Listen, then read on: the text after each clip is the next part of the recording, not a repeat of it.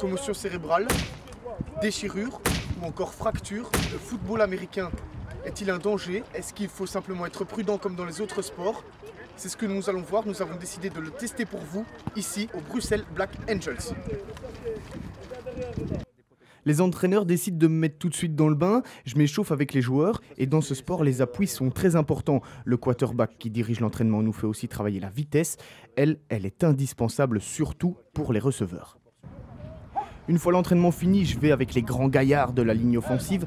Leur but, protéger le quarterback pour qu'il ait le temps de trouver un coéquipier. On m'explique la bonne position et c'est parti.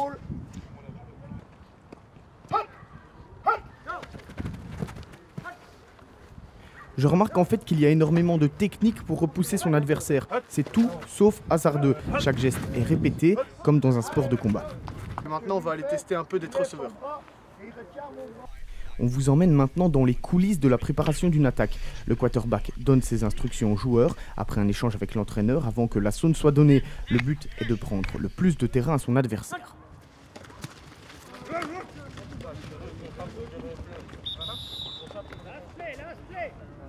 C'est mon tour, un receveur m'explique ce que je dois faire car je suis un peu perdu. Il y a énormément de phases à apprendre, alors même si on me dit que c'est normal au début, je préfère laisser ma place aux athlètes et c'est tout de suite beaucoup plus spectaculaire.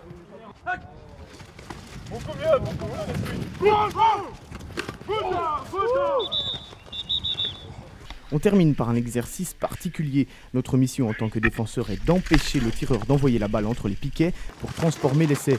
Ici, on sent les coups et ça ne rigole pas. Le deuxième essai est plus convaincant, j'arrive à passer et je dois bien avouer que je termine l'expérience sur une satisfaction personnelle. À la fin, comme dans les autres sports, on fait un stretching, c'est encore le quarterback qui mène l'équipe et c'est aussi l'occasion pour un des entraîneurs, Cyril Bouron, de nous renseigner sur les mesures prises pour éviter les blessures graves dans ce sport de contact. On a un niveau où on explique comment on plaque quelqu'un, comment il faut le cogner, comment voilà. On apprend à prendre des coups, on apprend à plaquer. Comme j'ai expliqué tout à l'heure, avant tu pouvais aller cogner avec ta tête, maintenant c'est interdit. Si tu vas pour aller cogner quelqu'un alors que la personne a le dos tourné ou est à terre et que dans ton mouvement tu vas vraiment pour le cogner, c'est interdit maintenant. C'est-à-dire que tu te reçois un flag ou alors tu es expulsé du jeu pendant un match ou deux. Parce que c'est quelque chose de grave et c'est grave pour celui qui va recevoir le coup, mais c'est grave pour celui qui va le donner aussi. Parce que s'il le donne mal, il y a ses vertèbres qui en prennent un coup et tout ça.